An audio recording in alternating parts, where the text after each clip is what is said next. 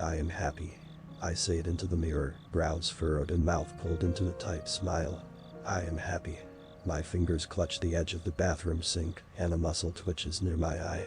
Something tugs at the corner of my mind. A thought, maybe. It's tempting me to peek at it, begging me to acknowledge it and push it out into the light of day, but I don't. I can't. My mother calls me from the kitchen. Are you ready for school? Yes, I call back. I am. I take another few moments to stare at myself. I burn the image of how happy I am into my memory, just in case I start to forget. It's a big day, after all. The car chokes and sputters as it makes its way to school. I'm in 10th grade, and I have no idea what I want to do with my life, but I know that's okay. It's normal. Nobody does. Except for Maggie Toller and Suki Raj. And David Cho and Adam Wallace. They're going to be doctors and engineers and carpenters and drug dealers. They're going to be happy. We pull into the school parking lot. The van spits out a plume of smoke the size of Jupiter. Once the pollution clears, I open the door and look out over a sea of faces. Some of them are staring back at me. Some of them are snickering. One of them is Maggie Toller, and she's waving, all red curls and dimples, so I wave back. My stomach does a front flip. Have a good day, my mother says. I look her way, and her face lights up with an expression that resembles a smile, but it's not. There's not enough play in her cheeks. She forgets to engage her eyes. I will, I reply. I use the same smile that I practiced earlier. It's much better. When I look back to the steps, Maggie is gone, and my stomach settles. I lurch out of the car. Honey, my mother says. She reaches a hand toward me, but stops short, as if she's worried I might snap at her or bite it off. She stares at me. Things will get better for us, you know. I close the door. The car leaves, backfiring as my mother runs the stop sign and nearly collides with an oncoming pickup truck. It's okay, though. Nobody is hurt. I am happy. The mutters follow me to my first period English class. The voices are hushed, but loud enough that I can hear them. It's intentional. It's by design. Walks like a goof. Saw him staring at Maggie's ass. Smells like a dead animal. We'll get him after school. I listen to Mr. Yu discuss the significance of metaphor in literature. He spends the hour comparing Animal Farm to Twilight and demanding why we waste our time reading the latter. He says it's dumbing us down. He says it's a problem. I've never read Twilight, but I smile, and not all the same. He asks me to define the word metaphor, and I do my best, but I get the answer wrong. Somebody laughs. Why wasn't I listening earlier, I wonder? What's wrong with me? What a dumbness. I am happy. At lunch, I get a table to myself. It's good because it means I have personal space to come up with 10 different metaphors for Mr. Yu. The cafeteria is loud. Too loud. I try to focus on my paper and pen, and I scratch down my favorite metaphor to get started. It's raining cats and dogs. I look at it and smile. It makes me think of my sister before the horror took her. I wonder if it will take my mother too. The other examples don't come easily for me. My eyes scan the definition of the word over and over, but my mind draws a blank. I can't think. I can't focus. I wonder where Maggie is sitting today. A folded piece of paper lands on the table in front of me. I look up to see where it came from, to see who dropped it, but I can't tell. There are too many people moving around, too many faces swimming, and too many voices drowning my concentration. I open it up. There's something written on the inside, hastily scribbled and messy. It says, "You're dead," in pencil gray. A stickman is lying beneath the words, surrounded by 3 other stickmen. They're stepping on him, kicking him. Red pen strokes paint the page haphazardly, trailing from the crying man on the ground. I look closer. The other stickmen are smiling. They're happy. Something pulls at the edge of my thoughts. I ignore it. The bell rings, and school is over. I gather my things and pull my backpack up and over my shoulder. It's heavy and awkward. It takes me 3 tries to get it right. Today is a big day. I make my way from the school grounds over the hill that leads to the forest path that runs along the little creek. I make my way home. My arms are tired by the time I get over the hill, but that's okay.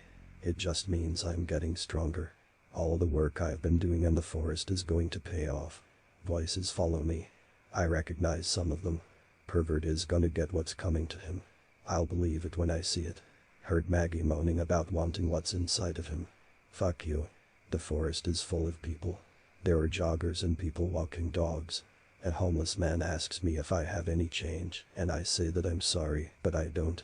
He tries to spit on me but misses. Liar. Gimps like you make bank off disability checks. My arms get sore by the time I'm halfway through the forest. I take the same shortcut I usually do, the one that runs by the creek, and there are fewer joggers and dog walkers. I get nervous, but the babbling sound of the water helps me relax. Today is a big day. I'll kill him. Watch me. Yeah, right. He'll be fucking Maggie before you ever get the balls to. We've only been dating 2 weeks. I'll fuck her. Not before him. Footsteps approach from behind. It sounds like 3 people and 1 more in the distance. I don't see them, but I know them. I know their smiles. I know they're happy. A fist connects with the back of my head, and I fall forward, losing control of my crutches. My face smashes against the pavement, and my vision swims as pain explodes across my cheek. I taste something in my mouth. Blood. I try to push myself up, but my legs aren't cooperating. They're hardly moving. They're useless. Crippled fuck. A voice shouts. It's Adam Wallace. He's working himself up. You thought I'd let you get away with staring holes into my girlfriend's ass. I try to say something, but a foot steps on my backpack, and I'm pressed to the ground. The wind's knocked out of me. I can't breathe. Shoes connect with my face, one after the other. There's laughter in the air. A sneaker finds my nose, and there's a crunching sound, and suddenly I can't stop screaming as warm fluid spills down my face, cascading over my lips. I sputter and whimper. My eyes well up. Somebody will see us. Hands grab my limp legs. I'm being dragged backward off of the cement path and deeper into the forest. I call out, and somebody stuffs a ball of cloth into my mouth. It reeks. It tastes like sweat and filth. Bet you wish that was Maggie's panties, you perverted shitston. I close my eyes. I try to smile. I am happy. I am happy. Tears slip down my cheeks, and something tugs at the edge of my thoughts. I ignore it. I have to. It takes 10 minutes to get to where we're going. The skin on my elbows is split and torn, caught on too many rocks and roots. They let my limp legs drop with a dull thud. I'm hyperventilating. It's hard to breathe with a jockstrap in my mouth and a broken nose. There's death in the air. I'm rolled onto my back, and I feel my backpack shift against my spine. It's uncomfortable, but not half as uncomfortable as Adam Wallace wrapping his hands around my neck and strangling me. He's actually doing it. I thought he was just fucking around. The trees above me fade with the air in my lungs. I gasp and sputter, but there's no air to breathe, and I'm not strong enough to pry his hands from my throat. He leans in close, his lips pressed to my ear. You think I'm gonna let you cuck me, he asks, and his voice is dipped in cyanide. I warned you to stay the hell away from her. Taking too long. Use this. I hear the sound of a switchblade opening. The hands around my neck let go, and I take in a lungful of air. My heart hammers in my chest. I try to move, instinctively, and crawl away, but somebody grabs me by my backpack and drags me back. There's something in there. Open it. Forearms wrestle the backpack off of me, and I groan in agony as somebody presses my broken nose into the dirt. I protest, but it's muffled by soil. Nobody hears it. Nobody cares. I hear my knapsack zipper being undone, and my pain is washed away and replaced with terror. My body seizes. I forget to breathe. The moment lasts a lifetime. I know their words before they ever speak them. What the fuck? I hear the sound of a backpack hitting the forest floor and things spilling out of it. I hear gagging, retching. I hear footsteps stumbling backward. Soon, their shock will be replaced with anger. Rage. Something tears at my mind. It's crashing against it, demanding its time in the light and roaring at me to stop being such a coward and do something about this. I slam my eyes shut. I can't. I won't. I am happy. Filled with dead animals. He's a fucking psychopath. Hands grip the front of my t-shirt and pull me up from the ground. They're shouting about the dead squirrel and the dead rat and the dead cat in my bag. A fist connects with my face. Blood hits the ground. Another fist. More blood. Whose cat did you kill, freak? I'm gonna hurl. I open my mouth, and I don't care anymore. The words come out like a broken dam. It feels good. It feels overdue. Offerings, I sputter. They're offerings. He's lost it. Offerings for what? I smile, and my teeth are slick with my own blood. Offerings to cure me. Adam Wallace raises the switchblade, pressing the cold steel against my throat. I close my eyes. Something writes inside of me, throbbing against my skull. I push it back. Death is in the air. Rough hands grip my hair, and I wince as they lurch my head roughly to the side. Adam's voice is beside me. It's up against my ear. Offerings, huh? You think you're some kind of fucking witch, Hermione Granger? No, I say. Something shifts in the trees behind Adam and his friends, and a figure steps out from the brush. I recognize them. They've been following us since we left the school. Sucky recognizes them too. He tries to step in front of Adam and me, block us from view. Words fall out of his mouth. He's giving her an explanation, maybe. A reason things aren't as bad they seem. He's interrupted by a horrible, wet-sounding jab. Then another. There's a series of 4 slick rips, like a pen tearing through paper, or a knife cutting into skin. A gasp. Jesus Christ, Maggie. Adam clambers off of me. What's wrong with you? She fucking killed him, Adam. Sucky falls to the ground. I close my eyes. I am happy. Warm piss soaks the dirt beneath me, and my limbs tremor with anxiety. I am happy. There's the sound of panicked feet, but it's going in the wrong direction. It's running away from me. The person's muttering and whimpering, and I think it sounds like Adam Wallace, but I can't be sure. Somebody else is struggling now. 2 voices dance together on my left, just past my vision. A boy and a girl. It's David, Joe, and Maggie. They're grunting a symphony of dying breaths. I hear dirt shift and leaves crack beneath stirring footsteps, and a smack of limbs grasping limbs. There's another wet jab, and a body drops. David asks, why? Another slick rip. The knife's tearing into him over and over, and he keeps asking why. Why are you doing this? He cries. Why me, Maggie? I hear his skin split twice more, and the questions stop. A girl steps into view, standing above me.